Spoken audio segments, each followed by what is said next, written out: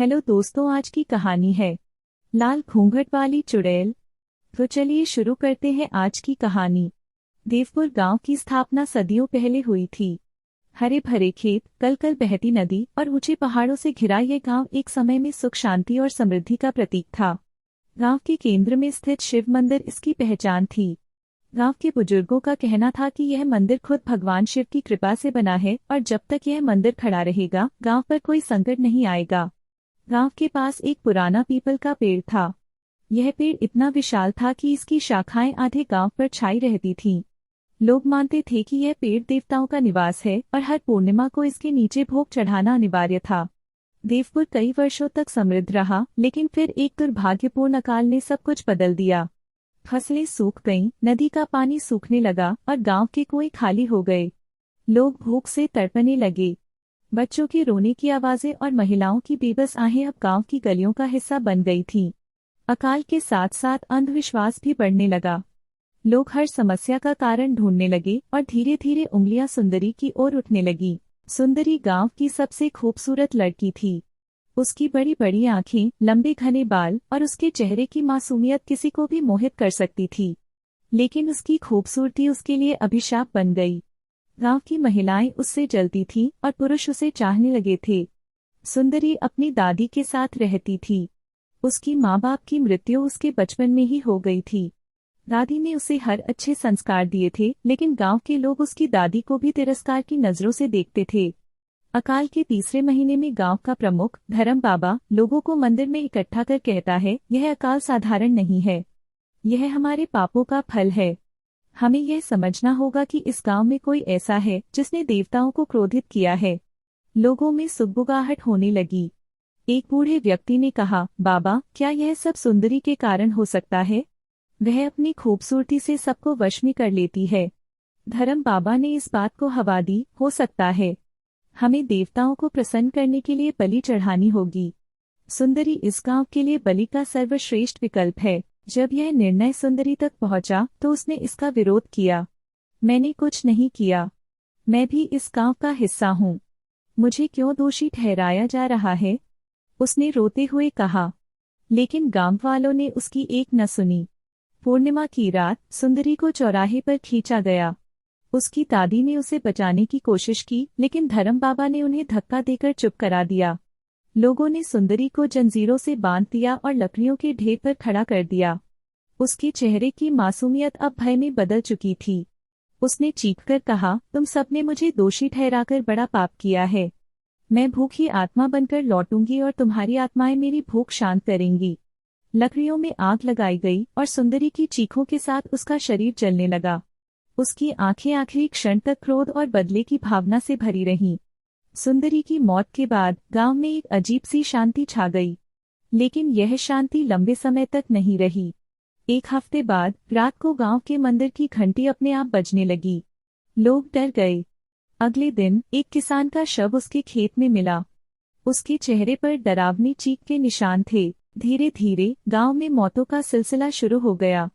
हर मौत के बाद लोगों ने देखा कि मृत व्यक्ति के दरवाजे पर लाल चूड़ियों के टुकड़े और अधजली रोटी पड़ी होती। लोगों ने महसूस किया कि सुंदरी लौट आई है। वह अब लाल घूंघट वाली चुड़ैल बन चुकी थी, जो अपनी भूख शांत करने के लिए गांव वालों की आत्माएं ले रही थी। देवपुर गांव, जो कभी खुशहाल था, अब खौफ के साए में जीने लगा। लोग शाम ढलने से पहले अपने घरों में बंद हो जाते। हर रात चुड़ैल की दस्तक सुनाई देती और सुबह किसी की लाश मिलती। देवपुर गांव में खौफ ने अपनी जड़ें इतनी गहरी जमा ली थी कि हर व्यक्ति हर समय सहमा हुआ रहता। इसी डर के माहौल में एक किशोर रामू का परिचय हुआ। रामू, जो 18 साल का एक सीधा सादा युवक था, अपने माता पिता के साथ गांव के बाहरी छोर पर रहता था।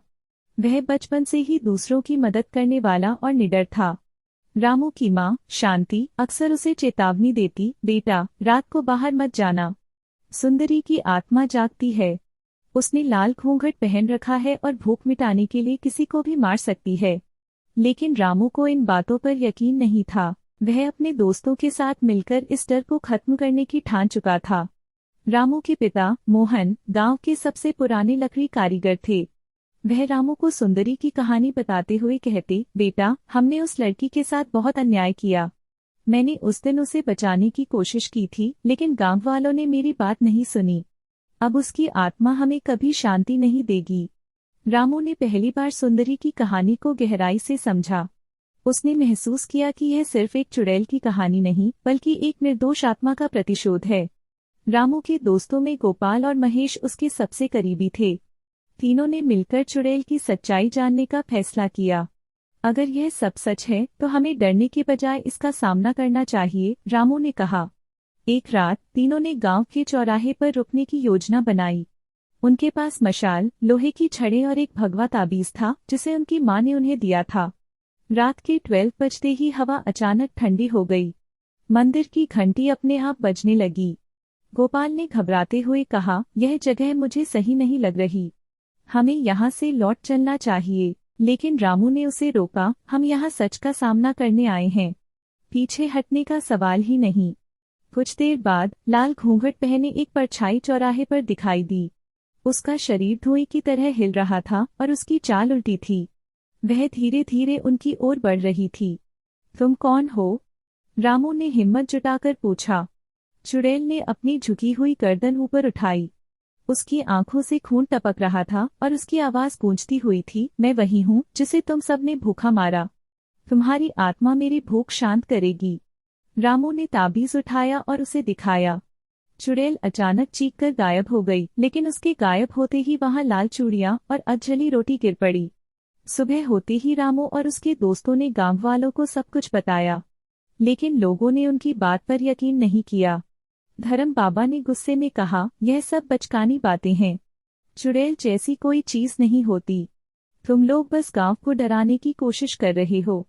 लेकिन रामू को पता था कि यह सब सच है।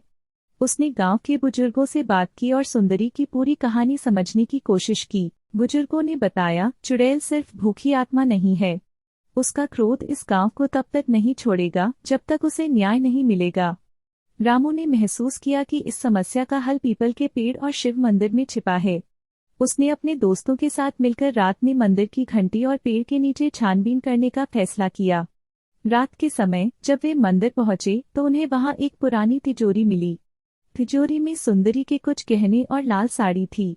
गोपाल ने कहा, यह वही साड़ी है जो सुंदरी ने बलि के समय पहनी थी। लेकिन इसे यहाँ किसने रखा? तभी मंदिर की घंटी फिर से बजने लगी और हवा में एक कर्कश आवाज गूंजी, यह सब बेकार है।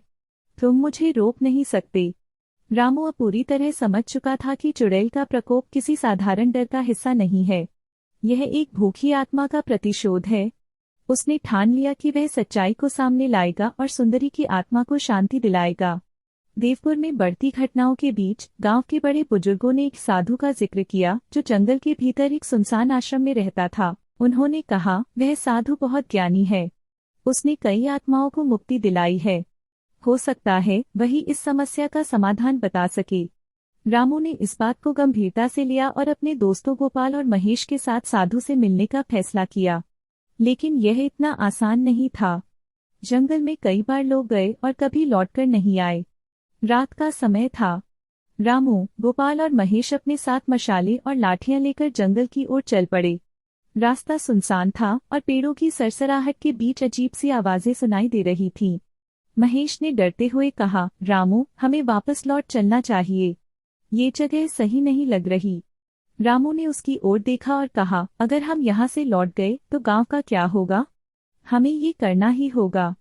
जंगल के भीतर अचानक हवा तेज हो गई और उनके चारों ओर धुंध फैल गई। तभी लाल घूंघट वाली परछाई उनकी ओर बढ़ती दिखाई दी। गोपाल ने घबराकर कहा, रामू, वह चुड़ैल फिर आ गई। रामू ने जल्दी से अपनी ताबीज निकाली और उसे ऊंचा उठाया, लेकिन इस बार चुड़ैल मुस्कुराई और गायब हो गई। महेश ने कांपते हुए कहा, यह हमें रोकने की कोशिश कर रही है। कई घंटों की यात्रा के बाद वे साधु के आश्रम पहुंचे।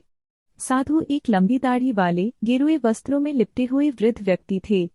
उनकी आंखों में अजीब सी चमक थी। रामू ने साधु को पूरी कहानी सुनाई। साधु ने ध्यान से सब कुछ सुना और फिर गहरी सांस लेते हुए बोले, यह आत्मा साधारण नहीं है। इसे बलि देकर मारा गया था और इसका क्रोध बहुत बड़ा है। इसे शांत करना आसान नहीं होगा। रामू ने पूछा, क्या इसका कोई समाधान है, बाबा? साधु ने कुछ क्षण सोचकर कहा, तुम्हें उस पीपल के पेड़ के नीचे दफन उस आत्मा के अवशेषों को निकालना होगा। वे अवशेष उसकी आत्मा को बांधकर रखे हुए हैं, लेकिन याद रखना यह बहुत खतरनाक होगा। साधु ने आगे बताया, पीपल का वह पेड़ शापित है। सुंदरी की आत्मा को इस पेड़ से बांध दिया गया था ताकि वह इस गांव से बाहर न जा सके।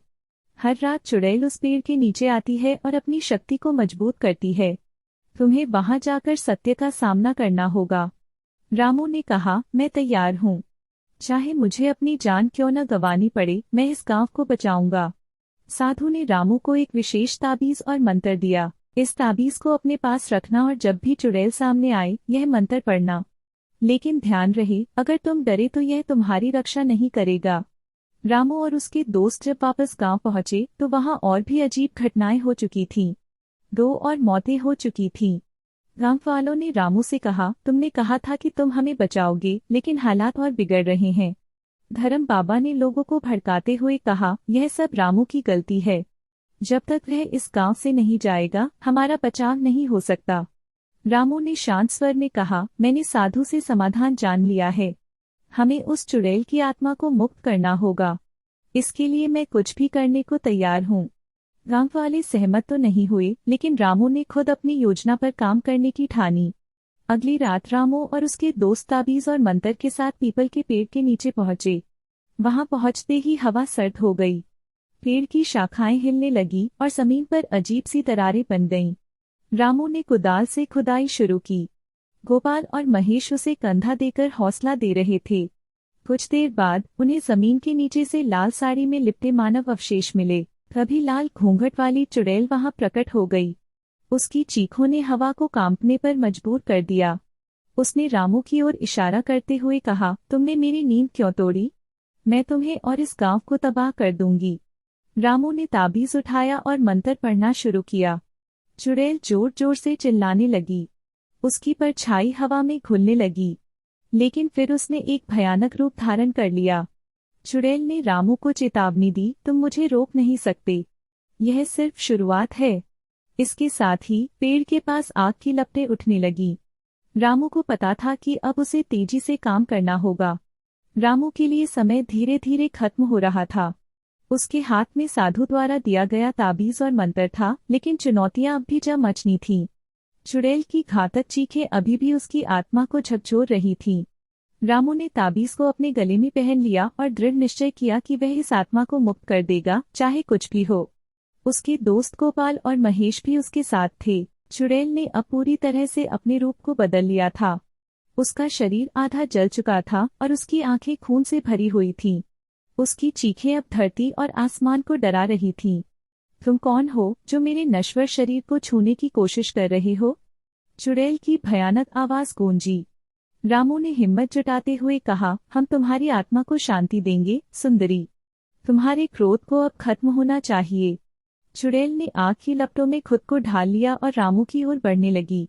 उसने अपने दोनों हाथों से हवा को काटते हुए कहा, तुम मुझे रोक नहीं सकते।